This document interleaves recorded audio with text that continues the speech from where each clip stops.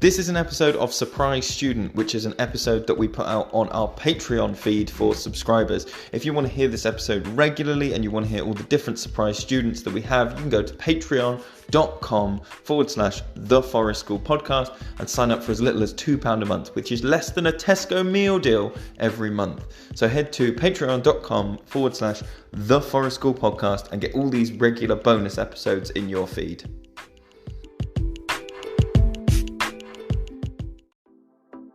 Hey, awesome listeners. Before we dive into today's episode, I've got a small request. If you're enjoying the podcast, could you take just a moment to go and rate and review it on whatever podcast platform you're using? It costs nothing. It takes a brief moment, but it really means the world to us. Your feedback helps other people discover the show. So if you can hit that review button, share your thoughts. It's quick, it's free, but it really does make a huge, huge difference to what we're doing. Now let's jump into today's episode.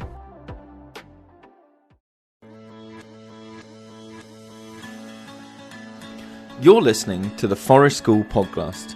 Delicious waffle chat about education, nature connection, child development, community building, and lots more. Hosted by Lewis Ames and Wem Sutherland. So, which would you like to do next? Would you like to attempt the pedagogy surgery, or would you like to have a surprise student? I think the surgery. You think the surgery? Okay. I think so. Okay, so I've got some of the emails here. Are you ready? Could you give me a name for this person, please? Where they're from? We'll do it like blinder data style. Okay, Rosalina from Sao Paulo. This is wow. This is from Rosalina in Sao Paulo. It says, "Hi, Lewis and Wem. Love this idea. Really hoping you can help me out. Something's been a struggle for a long time. I have a long-running group of 5 to 16-year-olds at a home ed group. They get along really well most of the time, but when disputes do come up, they often come to me or the other adults to solve it. We've tried turning them away, but that seems to result in physical confrontations, which we then do have to solve for them. What can we be doing to get the group to resolve these things without things getting violent?" Thanks, Rosalina.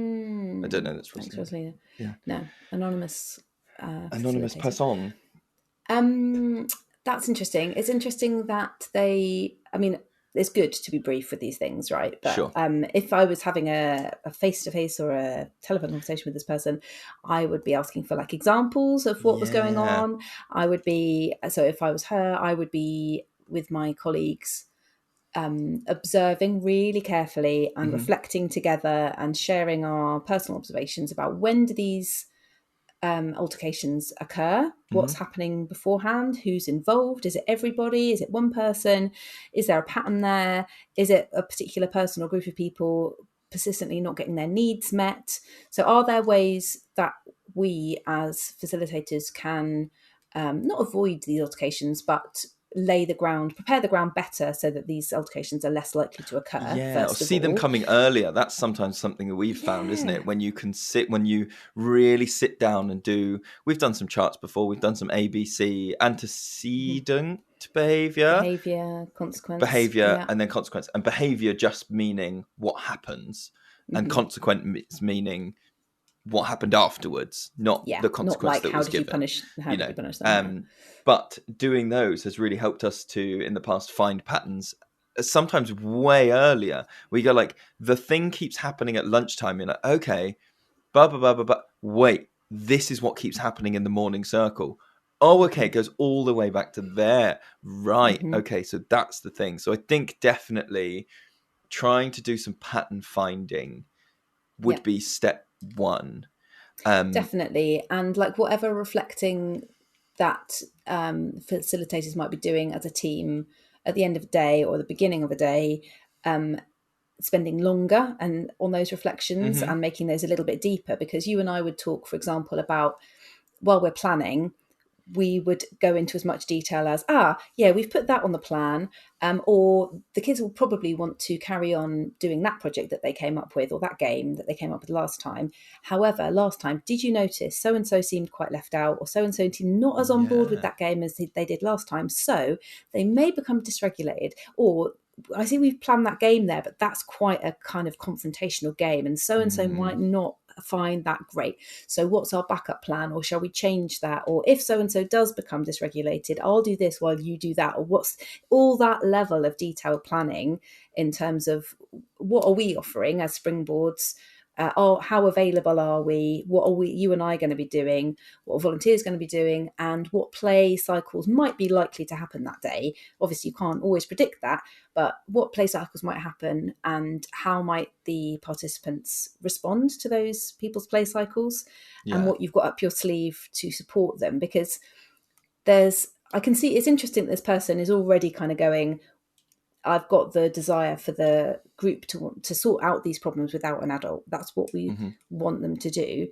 But if they're not doing it, that means that they don't have this either skills or support yet to be doing that for themselves. That's what I was going to say. It seems a little bit like, I want to say maybe space holding is an important factor here, and going like, that might be your end goal, is that they can support things, they can meet, do these things independently, but you've got to be realistic in your reflections about like where they are, because in terms of, I think it's very easy when we're talking about academic things to potentially go, are you setting people up to be successful? Have you given a 7-year-old War and Peace to read? People would go, no, that's not realistic. And sometimes when it comes to social and emotional stuff, it can be very easy to jump ahead and go, well, the end goal is that they, in this example that this person sent in, like, they want to get these kids doing it by themselves. And you just keep going, just do it by yourself, just do it by yourself. And it's kind of like, well, they're showing you that they can't be successful there. So maybe you need to go, okay. And what they're asking for is for you to mediate it. So as well as doing that pattern recognition thing, it could be useful to go, not in any sort of chronological time, not going, we'll do a week of this and then a week of this and then a week of this, but to go, step one will be, that we probably do need to mediate for a session or two, or we just need to do that. So next one might be that we go, well, we're going to ask one of the kids who's not involved, if there is anyone not involved, or whoever's as impartial as it can be, to go, would you help me mediate this, just so that everyone gets heard? Get someone who's there to just, not to weigh in, but to go, that person's talking, or that person, we haven't heard from this person. And then the next one is you go, okay, could you start doing that mediating? Because the steps we're going to do. I just need to go and run and grab something, and then I'll come back. So you're giving them a bit of space to try and do that mediating, but with the idea that you're going to come back and hold the space, and then you hold the space wider and then wider until you are away and from it. You've got to demonstrate it, haven't you? And you've got to find a way that works for the group. So we've spent time talking with people like Mel Harrison about sociocratic education, and so sort of circles that are not just circles for starting or ending the session, but circles that are called to resolve a dispute or settle a disagreement or decide on a new set of rules or guidelines, those kind of things. And you've got to do a fair few of those to embed it as part of the culture, haven't you? And even still, and you might find actually if your group, that kind of circle just does not work, it's too difficult, or some people really go against it or whatever. So it might be that your group and yourselves find another way to be together to solve disputes in a way that can increase the independence of the group without an adult going, I'm deciding what happens now, you go over there, you go over there, I've heard both sides and I decide this. And clearly the person who's got this issue doesn't want that. They are striving for a move away from the adult authoritarian sort of way, which is great, but it does take a long time, and some people get it more quickly than others. Some people find it really confrontational and still find it difficult, and so finding a way that you think will work as a go-to way of holding space, as you said, for that particular group. Whether you need a talking piece, maybe you need a stone, maybe you need a place where you always go to that place for when disputes occur, or maybe there's a way that they can ask for an adult, place, but not an adult to solve the important. problem. I Yeah. just want to jump on that because you said a different place that you can go to.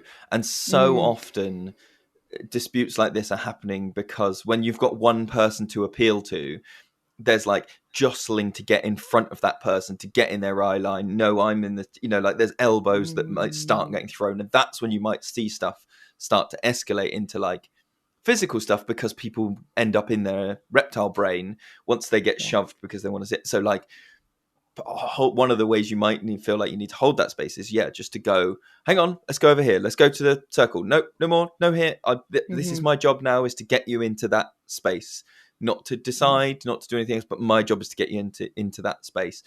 And that might be a circle, but it also might not be, because for some people that inescapable eye contact is too much. So finding a space that works for your group, whether that's around a table or around a circle, or sat all with their backs to a tree, like the same tree, so they're all looking out, and you as the mediator can kind of move around. And I don't know, there's different things to be done in there, but hopefully there's some ideas in there for this person. Oh, there's something else I wanted to say. I'm trying to remember what it was. I had a thought. It was really important. Oh, okay. Go on. Well, I just had a thought that which was that I can see this moving into a space which is also then, and something I'm still working on is like genuinely being okay with a group of learners making a decision that I don't necessarily like, and as long as they're all okay. So our practice in the woods is based around like wakeboards, and you're done when you're done, but quite often learners will come together and through their own thing, and it meets all of their needs, to go, shall we do 2 goes each? And they all go, yes, I'm happy with 2 goes each. And everyone's all right with that, even though I watch that and go, well, that's not what we do here. But I'm not involved in it. I'm not having a go, and therefore I don't really need to get involved. That's exactly like the thing that I was going to say. So I was thinking about a difficult moment that I've had recently about trying to mediate a dispute like this, where it was some learners playing a board game together, and then they had a dispute about which player was going to control which character piece.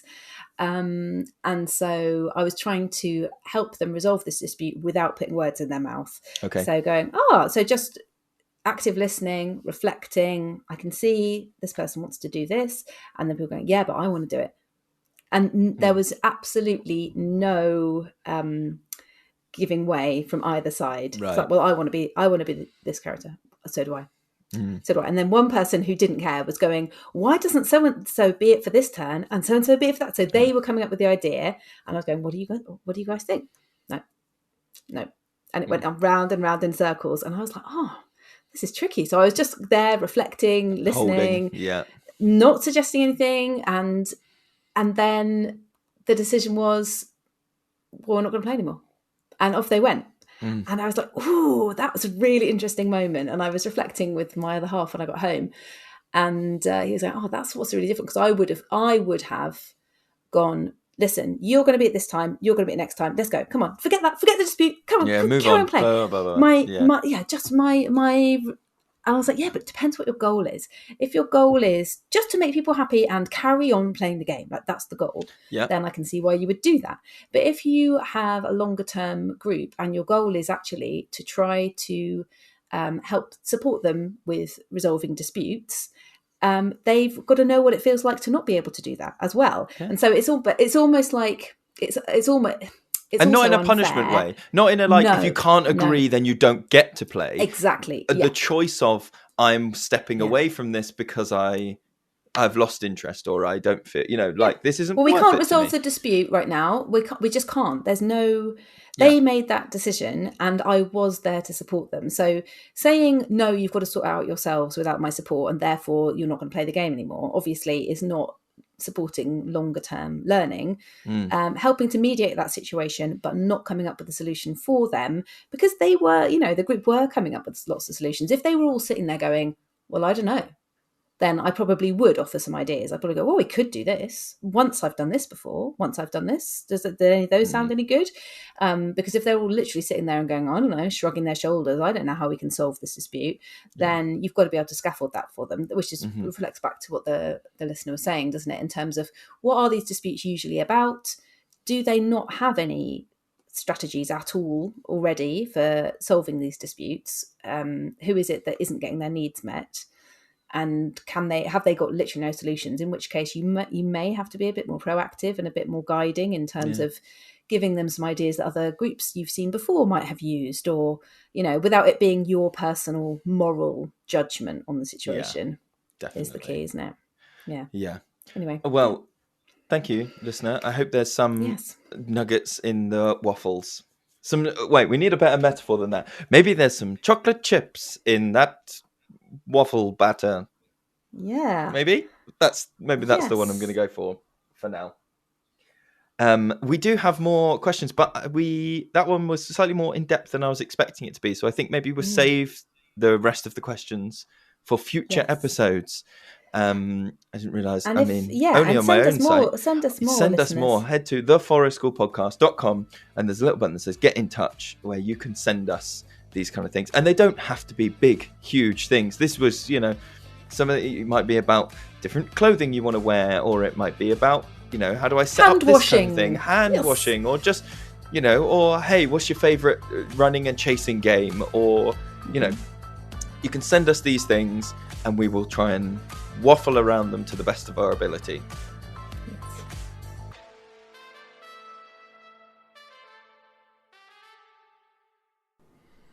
And now, at the end of the podcast, we want to say a massive thank you to the people that are supporting us on Patreon. If you want to support us on Patreon, you can go to patreon.com/The Forest School Podcast. But we want to say a massive thank you to Karen, to Catherine, Gareth, Rebecca, Rosie, Julie, Rachel, Candice, Claire, Heidi, Louise, Michael, and Anna. Thank you so much, guys. And we'll see you all next time.